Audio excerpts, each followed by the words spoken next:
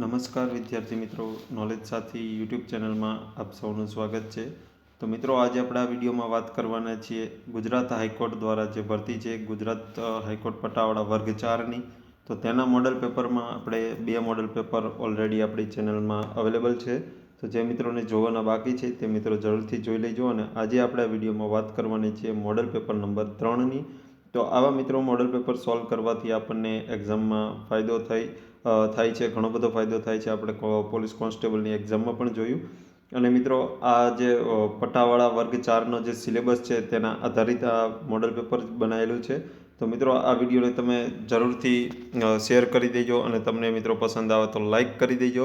અને જે મિત્રો આ વિડીયો આપણી ચેનલનો પહેલી વાર જોઈ રહ્યા છે તો તે મિત્રો હજી સબસ્ક્રાઈબ નથી કરી આપણી આ ચેનલને, તો સબસ્ક્રાઈબ કરી લેજો અને બાજુમાં આવેલા બેલ આઇકન પર ક્લિક કરી લેજો. કારણ કે આપણે આવા જ મોડલ પેપર અને વિવિધ પ્રકારના વિડીયો લઈને આપણે આવી રહ્યા છીએ. દરરોજ આપણે વિડીયો અપલોડ કરી રહ્યા છીએ. તો અમારી ચેનલને સબસ્ક્રાઈબ કરીને બાજુમાં આવેલા બેલ આઇકન પર ક્લિક કરી દેજો. તો ચલો મિત્રો, આપણે આજનું મોડલ પેપર નંબર 3 ચાલુ કરીએ.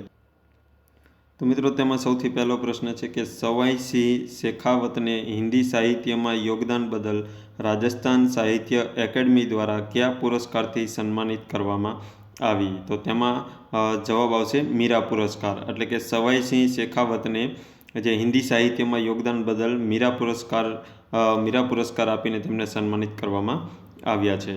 ત્યારબાદ ક્વેશ્ચન નંબર 2 જોઈએ કે લોકશાહી પ્રણાલી વિશે જાગૃતિ વધારવા માટે દર વર્ષે કઈ તારીખે આંતરરાષ્ટ્રીય સ્તરે લોકશાહી દિવસ ઉજવવામાં આવે છે? તો તેમાં જવાબ આવશે ઓપ્શન 3 એટલે કે ઓપ્શન 3 એટલે 15મી સપ્ટેમ્બર. તો કે 15મી સપ્ટેમ્બરને આંતરરાષ્ટ્રીય સ્તરે લોકશાહી દિવસ તરીકે ઉજવવામાં આવે છે. ત્યારબાદ ક્વેશ્ચન નંબર 3 જોઈએ તો કે ભારત, ઈરાન અને અફઘાનિસ્તાન વચ્ચે સહકારને મજબૂત કરવા કયા દેશમાં ત્રિપક્ષીય બેઠક યોજાય? તો તેમાં જવાબ આવશે અફઘાનિસ્તાન. તો કે અફઘાનિસ્તાનમાં ભારત, ઈરાન અને અફઘાનિસ્તાન વચ્ચે જે સહકારને મજબૂત કરવા માટે ત્રિપક્ષીય બેઠક યોજવામાં આવી છે. ત્યારબાદ ક્વેશ્ચન નંબર 4 જોઈએ કે ભારત અને મોરોક્કો વચ્ચે શાના વિકાસ માટે દ્વિપક્ષીય બેઠક નવી દિલ્હીમાં યોજવામાં આવી? તો તેમાં સાચો જવાબ આવશે પ્રવાસન. એટલે કે ભારત અને મોરોક્કો વચ્ચે પ્રવાસનના વિકાસ માટે દ્વિપક્ષીય બેઠક જે નવી દિલ્હી ખાતે યોજવામાં આવી છે. ત્યારબાદ ક્વેશ્ચન નંબર 5 જોઈએ તો કે નીચેનામાંથી કઈ હિરોઈનને સ્કિલ ઇન્ડિયા ઝુંબેશના બ્રાન્ડ એમ્બેસેડર તરીકે પસંદ કરવામાં આવી છે? તો તેમાં જવાબ આવશે અનુષ્કા શર્માને. તો કે અનુષ્કા શર્માને સ્કિલ ઇન્ડિયા ઝુંબેશના બ્રાન્ડ એમ્બેસેડર તરીકે તાજેતરમાં જ તેમની નિમણૂક કરવામાં આવી છે. ત્યારબાદ પ્રશ્ન નંબર આપણે 6 જોઈએ તો કે મેક્સિકો સરકાર દ્વારા બિન નાગરિકોને આપવામાં આવતું સૌથી સર્વોચ્ચ સન્માન મેક્સિકન ઓર્ડર ઓફ એઝટેક ઈગલ કોને આપવામાં આવ્યા? એટલે કે મેક્સિકો સરકાર દ્વારા જે બિન નાગરિકો એટલે કે જે મેક્સિકોના નાગરિકો ન હોય તેમને આપવામાં આવતું સર્વોચ્ચતમ જે સન્માન કહેવાય, જે મેક્સિકન ઓર્ડર છે, તે કોને આપવામાં આવ્યું છે? તો તેમાં જવાબ આવશે ડૉક્ટર રઘુપતિ સિંઘાનિયાને. તો કે ડૉક્ટર રઘુપતિ સિંઘાનિયાને આવડું આ સન્માન આપવામાં આવ્યું છે. ત્યારબાદ ક્વેશ્ચન નંબર 7 તરફ જોઈએ તો કે કયા દિવસને ગુડ્સ એન્ડ સર્વિસ ટેક્સ તરીકે ઉજવવાની કેન્દ્ર સરકારે જાહેરાત કરી? એટલે કે જીએસટી દિવસ તરીકે કયા દિવસને ઉજવવામાં આવશે તેવી જાહેરાત કરવામાં આવી છે કેન્દ્ર સરકાર દ્વારા? તો તેમાં જવાબ આવશે 1 જુલાઈ. ત્યારબાદ ક્વેશ્ચન નંબર 8 જોઈએ તો કે દુબઈમાં 6 દેશ વચ્ચે યોજાયેલી કબડ્ડી માસ્ટર્સ ટુર્નામેન્ટમાં કોણ ચેમ્પિયન બન્યું? તો તેમાં જવાબ આવશે ભારત. ત્યારબાદ ક્વેશ્ચન નંબર 9 તરફ જોઈએ તો કે કન્યા વન સમૃદ્ધિ યોજના નામની નવી યોજના કઈ રાજ્ય સરકારે શરૂ કરી છે? તો તેમાં જવાબ આવશે મહારાષ્ટ્ર. એટલે કે મહારાષ્ટ્ર સરકારે જે કન્યા વન સમૃદ્ધિ યોજના નામની એક નવી યોજના શરૂ કરવામાં આવી છે. ત્યારબાદ ક્વેશ્ચન નંબર 10 જોઈએ તો કે નેપાળ અને ભારત વચ્ચે સંબંધો પર અને 9મી અને અંતિમ બેઠક ક્યાં પૂર્ણ થઈ? તો તેમાં જવાબ આવશે કાઠમંડુ. ત્યારબાદ ક્વેશ્ચન નંબર 11 જોઈએ તો કે ક્વેશ્ચન નંબર 11માં યુએસઓના યોજાયેલ 17મી વિશ્વ પોલીસ અને ફાયર ગેમ્સના સન્માનીય સમારંભમાં ભારતને કુલ કેટલા મેડલ મળ્યા? તો તેમાં જવાબ આવશે 321 મેડલ. ત્યારબાદ ક્વેશ્ચન નંબર 12 છે કે વડાપ્રધાન નરેન્દ્ર મોદીએ કયા રાજ્યમાં પૂર્વાંચલ એક્સપ્રેસ વેનો શિલાન્યાસ કર્યો? તો તેમાં જવાબ આવશે ઉત્તર પ્રદેશ. ત્યારબાદ ક્વેશ્ચન નંબર 13 જોઈએ કે કઈ ભાષાને પ્રોત્સાહન આપવા માટે ગુજરાત સરકારે ભાષા વિકાસ બોર્ડની સ્થાપના કરવાનું નક્કી કર્યું? તો તેમાં જવાબ આવશે સંસ્કૃત. એટલે કે સંસ્કૃત ભાષાને જે ભાષા વિકાસ બોર્ડની સ્થાપના કરવામાં આવી તો તે કઈ ભાષા માટે? તો કે સંસ્કૃત ભાષાને પ્રોત્સાહન આપવા માટે. ત્યારબાદ ક્વેશ્ચન નંબર 14 જોઈએ તો કે કયા દેશને એશિયાઈ ટગ ઓફ વોર ફેડરેશનના નવા પ્રમુખ તરીકે ચૂંટવામાં આવ્યો? તો તેમાં જવાબ આવશે ભારત દેશ. ત્યારબાદ ક્વેશ્ચન નંબર 15 જોઈએ તો કે મુંબઈના એલિફન્ટસ્ટોન રોડ સ્ટેશનનું નામ શું રાખવામાં આવ્યું? તો તે રોડનું નામ રાખવામાં આવ્યું છે પ્રભાદેવી. ત્યારબાદ ક્વેશ્ચન નંબર 16 છે કે સોટ્રેવિલે એથ્લેટિક્સ નીરજ ચોપરાએ કઈ રમતમાં ગોલ્ડ મેડલ જીત્યો? તો તેમાં જવાબ આવશે ભાલા ફેંકમાં. એટલે કે ભાલા ફેંકની રમતમાં તેમણે ગોલ્ડ મેડલ જીત્યો છે. ત્યારબાદ ક્વેશ્ચન નંબર 17 જોઈએ તો કે કેન્દ્રીય મંત્રી ડૉક્ટર હર્ષવર્ધને એર ક્વોલિટી એન્ડ વેધર ફોરકાસ્ટિંગની સૌથી અદ્યતન સિસ્ટમનું દિલ્હીમાં ઉદ્ઘાટન કર્યું તો જેનું નામ શું છે? તો તેમાં જવાબ આવશે સફર. ત્યારબાદ ક્વેશ્ચન નંબર 18 જોઈએ તો કે નાબાર્ડ ક્લાઇમેટ ચેન્જ માટે કયા શહેરમાં પોતાનું કેન્દ્ર સેન્ટર ખુલ્લું મૂક્યું? તો તેમાં જવાબ આવશે લખનઉ. ક્વેશ્ચન નંબર 19 છે કે ભારત દ્વારા શરૂ કરાયેલ આંતરરાષ્ટ્રીય સોલાર એલાયન્સ સાથે જોડાયેલ 68મો સભ્ય દેશ કયો બન્યો? તો તેમાં જવાબ આવશે મ્યાનમાર. ત્યારબાદ ક્વેશ્ચન નંબર 20 છે કે પબ્લિક અફેર્સ ઇન્ડેક્સ 2018 દ્વારા રજૂ કરાયેલ રિપોર્ટ પ્રમાણે ગુડ ગવર્નન્સ શાસનમાં ગુજરાત કયા સ્થાને છે? તો તેમાં જવાબ આવશે 5મા સ્થાને. ત્યારબાદ ક્વેશ્ચન નંબર 21 જોઈએ કે પ્રથમ ગુજરાતી વડાપ્રધાન કોણ હતા? તો પ્રથમ ગુજરાતી વડાપ્રધાનનું નામ છે મોરારજી દેસાઈ. ત્યારબાદ ક્વેશ્ચન નંબર 22 ગુજરાતમાં સહકારી ધોરણે પ્રથમ દૂધ મંડળી કયા સ્થળે શરૂ થઈ? તો તેમાં જવાબ આવશે સુરત ખાતે. ત્યારબાદ ક્વેશ્ચન નંબર 23 છે કે સૌથી પહેલી ગુજરાતી બોલતી ફિલ્મ કઈ છે? તો તેમાં જવાબ આવશે નરસિંહ મહેતા. ક્વેશ્ચન નંબર 24 જોઈએ તો કે ગુજરાતમાં પ્રથમ આયુર્વેદ યુનિવર્સિટીની સ્થાપના ક્યાં અને ક્યારે થઈ? એટલે કે પ્રથમ આયુર્વેદ યુનિવર્સિટી જે છે તેની સ્થાપના કયા શહેરમાં અને ક્યારે કરવામાં આવી હતી? તો તેમાં જવાબ આવશે જામનગર 1967માં. ક્વેશ્ચન નંબર 25 છે કે પ્રથમ ગુજરાતી એટલે કે ગુજરાતના નાયબ વડાપ્રધાન કોણ હતા? તો જે પ્રથમ ગુજરાતી હોય અને ગુજરાતના નાયબ વડાપ્રધાન હોય તેવા વ્યક્તિનું નામ છે સરદાર વલ્લભભાઈ પટેલ. ત્યારબાદ ક્વેશ્ચન નંબર 26 છે કે ગુજરાતના પ્રથમ મહિલા મંત્રી કોણ બન્યા હતા? એટલે ગુજરાતના સૌપ્રથમ મહિલા મંત્રી કોણ હતા? તો કે ઇન્દુમતીબેન શેઠ. અને ગુજરાતના સૌપ્રથમ મુખ્યમંત્રી કોણ હતા? તો આનંદીબેન પટેલ. ત્યારબાદ ક્વેશ્ચન નંબર 27 છે કે લોકસભામાં સૌથી પહેલા ગુજરાતી અધ્યક્ષ કોણ બન્યા હતા? તો સૌથી પહેલા ગુજરાતી અધ્યક્ષ બન્યા હતા ગણેશ વાસુદેવ માળવંકર, જે લોકસભાના સૌપ્રથમ અધ્યક્ષ હતા અને જે ગુજરાતી હતા. ત્યારબાદ ક્વેશ્ચન નંબર 28 જોઈએ તો કે ભારતના પ્રથમ ગુજરાતી મુખ્ય ન્યાયમૂર્તિ કોણ બન્યા હતા? તો તેમાં જવાબ આવશે હરિલાલ જે કણિયા. ત્યારબાદ ક્વેશ્ચન નંબર 29 છે કે અમદાવાદનું પ્રથમ અનાથ આશ્રમ ક્યું અને ક્યારે સ્થપાયું હતું? એટલે કે અમદાવાદનું જે અનાથ આશ્રમ છે તેનું નામ શું છે અને તેની સ્થાપના કોણે કરી હતી અને ક્યારે કરી હતી? તો તેમાં જવાબ આવશે મહિપતરામ રૂપરામ આશ્રમ અને જે 1892માં તેની સ્થાપના કરવામાં આવી હતી. ત્યારબાદ ક્વેશ્ચન નંબર 30 છે કે મેગ્સેસે એવોર્ડ મેળવનાર પ્રથમ ગુજરાતી મહિલા કોણ અને તેમને ક્યારે એવોર્ડ મળ્યો હતો? તો તેમાં જવાબ આવશે ઈલાબેન ભટ્ટ અને 1977માં તેમને મેગ્સેસે એવોર્ડ મળ્યો હતો. ત્યારબાદ ક્વેશ્ચન નંબર 31 છે કે પ્રથમ જ્ઞાનપીઠ એવોર્ડ મેળવનાર ગુજરાતી લેખક કોણ હતા અને તેમને કઈ કૃતિ માટે આ એવોર્ડ મળ્યો હતો? તો સૌપ્રથમ જ્ઞાનપીઠ એવોર્ડ મળ્યો હતો ઉમાશંકર જોશીને અને તેમની કૃતિ છે નિશીથ માટે, અને 1967માં તેમને જ્ઞાનપીઠ એવોર્ડ મળ્યો હતો. ત્યારબાદ ક્વેશ્ચન નંબર 32 છે કે ગુજરાતમાં સૌપ્રથમ મિલ કોણે શરૂ કરી હતી? તો તેમાં જવાબ આવશે રણછોડલાલ રેટિયાવાળા, જેમને સૌપ્રથમ ગુજરાતમાં મિલ શરૂ કરવામાં આવી હતી. ત્યારબાદ ક્વેશ્ચન નંબર 33 જોઈએ તો કે ભારતીય ભૂમિદળના પ્રથમ ગુજરાતી વડા જનરલ કોણ હતા? તો તેમાં જવાબ આવશે જનરલ રાજેન્દ્રસિંહ. ત્યારબાદ ક્વેશ્ચન નંબર 34 કે ગુજરાતમાં કોણે સૌ પ્રથમ વ્યાયામની પ્રવૃત્તિઓનો શુભારંભ કર્યો હતો? તો તેમાં જવાબ આવશે ઓપ્શન ત્રીજો, એટલે કે અંબુભાઈ અને છોટુભાઈ પુરાણી. એટલે કે અંબુભાઈ પુરાણી અને છોટુભાઈ પુરાણી બંને વ્યાયામ પ્રવૃત્તિનો શુભારંભ કર્યો હતો. ત્યારબાદ ક્વેશ્ચન નંબર 35 છે કે ગુજરાતની અસ્મિતાના આદ્ય પ્રવર્તક અને ગુજરાત પરિષદના સ્થાપક કોણ હતા? તો તેમાં જવાબ આવશે રણજીતરામ વાવાભાઈ મહેતા. ત્યારબાદ ક્વેશ્ચન નંબર 36 જોઈએ તો કે ગુજરાતમાં ગ્રંથાલય પ્રવૃત્તિઓનો પ્રારંભ કોણે કર્યો હતો? તો મોતીભાઈ આમીન, જેમણે ગુજરાતમાં ગ્રંથાલય એટલે કે લાઇબ્રેરીનો પ્રારંભ કર્યો હતો.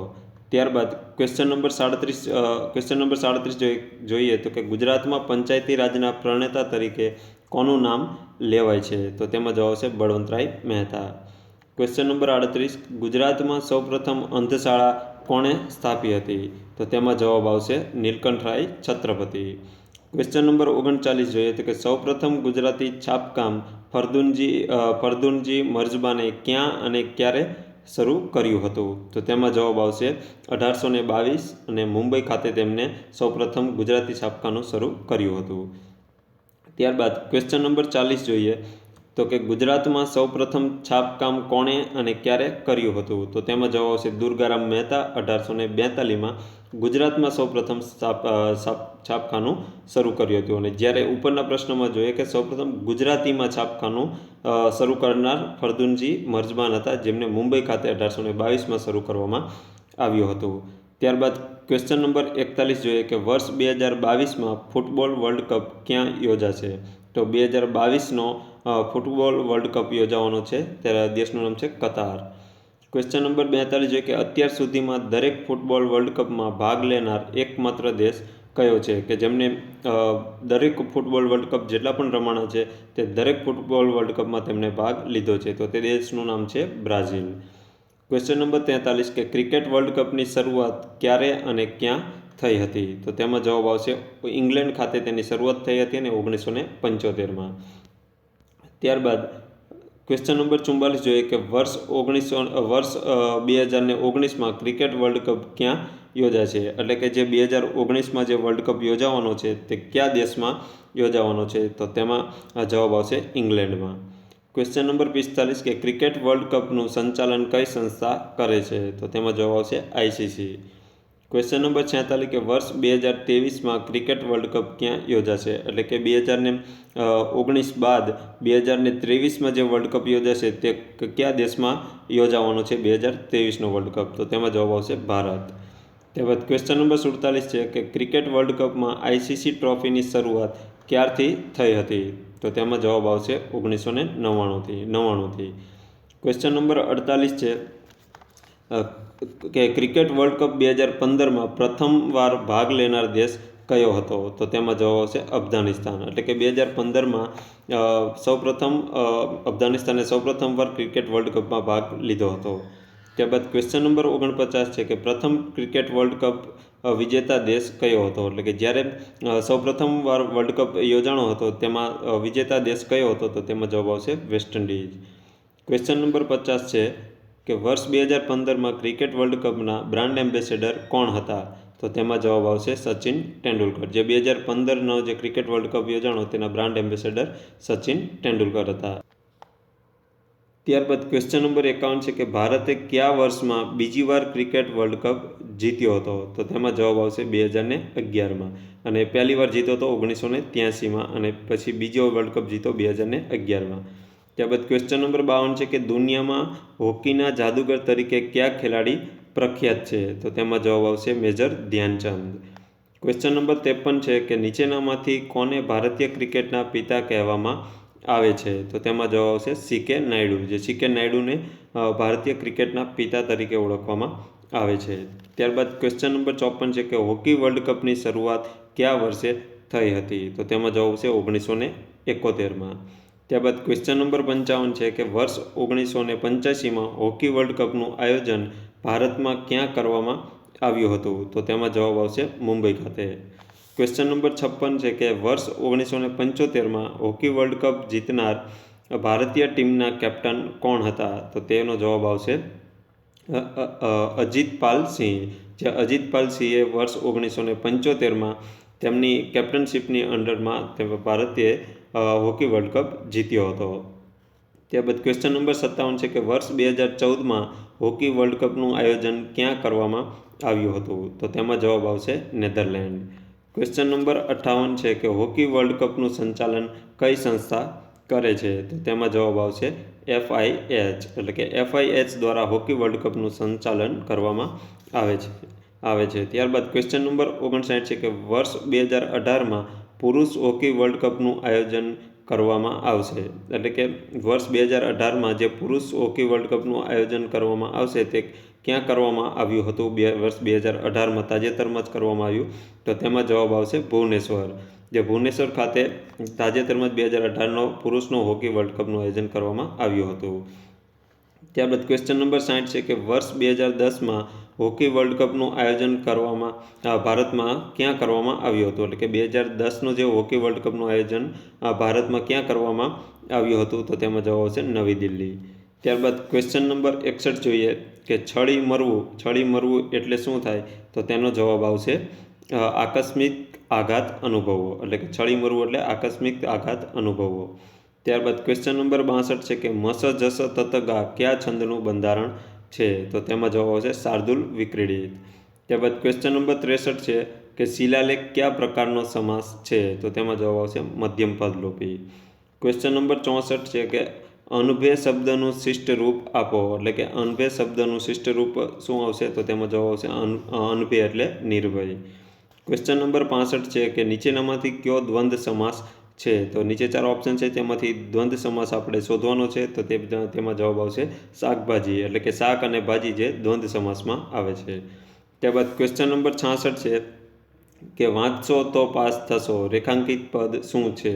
તો તેમાં જવાબ આવશે તો. અંડરલાઇન નીચે જે જવાબ છે આપણે આવશે તે નિપાત આવશે, કારણ કે તોની નીચે અંડરલાઇન છે અને તે આપણે રેખાંકિત પદ શું છે? તો કે નિપાત છે. ત્યારબાદ ક્વેશ્ચન નંબર 67 જોઈએ તો કે વા ફરે વાદળ ફરે ફરે નદીના પૂર આ પંક્તિમાં કયો અલંકાર રહેલો છે? તો તેમાં જવાબ આવશે વર્ણાનુપ્રાસ. ત્યારબાદ ક્વેશ્ચન નંબર 68 જોઈએ કે અતિજ્ઞાન કાંતનું કયા પ્રકારનું કાવ્ય છે? તો કે સૌથી પહેલાં તો કે અતિજ્ઞાન એક કયા લેખકનું કાવ્ય છે? તો તેનો જવાબ આવશે કવિ કાંત, એટલે કે મણિશંકર રત્નજી ભટ્ટ. અને તે કેવા પ્રકારનું છે? તો તેમાં જવાબ આવશે ખંડકાવ્ય, એટલે કે અતિજ્ઞાન રહ્યું એક ખંડકાવ્ય છે. ત્યારબાદ ક્વેશ્ચન નંબર 69 છે કે નીચેનામાંથી કઈ જોડણી સાચી છે? તો નીતિ શબ્દની આપણે સાચી જોડણી શોધવાની છે. તો સાચી નીતિ આપણે લખવું હોય તો સાચી રીતે કઈ રીતે લખી શકાય? તો તેમાં જવાબ આવશે ઓપ્શન બીજો, એટલે કે નીતિ. એમાં નીનો જે આવશે તે દીર્ઘાવાળું અને ત્યારબાદ આવશે તીનું હસવાવાળું. ત્યારબાદ ક્વેશ્ચન નંબર 70 જોઈએ નીચેનામાંથી નિર્દોષ શબ્દની સાચી સંધિ કઈ છે? તો તેમાં જવાબ આવશે ઓપ્શન ત્રીજો ની પ્લસ દોષ, એટલે ની પ્લસ દોષ જેની સાચી સંધિ છે. ત્યારબાદ ક્વેશ્ચન નંબર 71 જોઈએ કે વ્યક્તિ ઘડતરના સર્જક કોણ છે? તો તેમાં જવાબ આવશે ફાધર વાલેસ. ક્વેશ્ચન નંબર 72 જોઈએ કે દરિયાલાલના સર્જક કોણ છે? તો કે દરિયાલાલના સર્જકનું નામ છે ગુણવંતરાય આચાર્ય, જેમની આ નવલકથા છે, જે ગુણવંતરાય આચાર્યની નવલકથા છે. ત્યારબાદ ક્વેશ્ચન નંબર 73 જોઈએ કે ચહેરાના સર્જક કોણ છે? તો ચહેરાના સર્જકનું નામ છે મધુરાય. ક્વેશ્ચન નંબર 74 જોઈએ કે લીલુડી ધરતી વાની મારી કોયલના સર્જક કોણ છે? તો તેમાં જવાબ આવશે ચુનીલાલ મડિયા. તો કે લીલુડી ધરતી રહી તે કોની કૃતિ છે? તો ચુનીલાલ મડિયાની.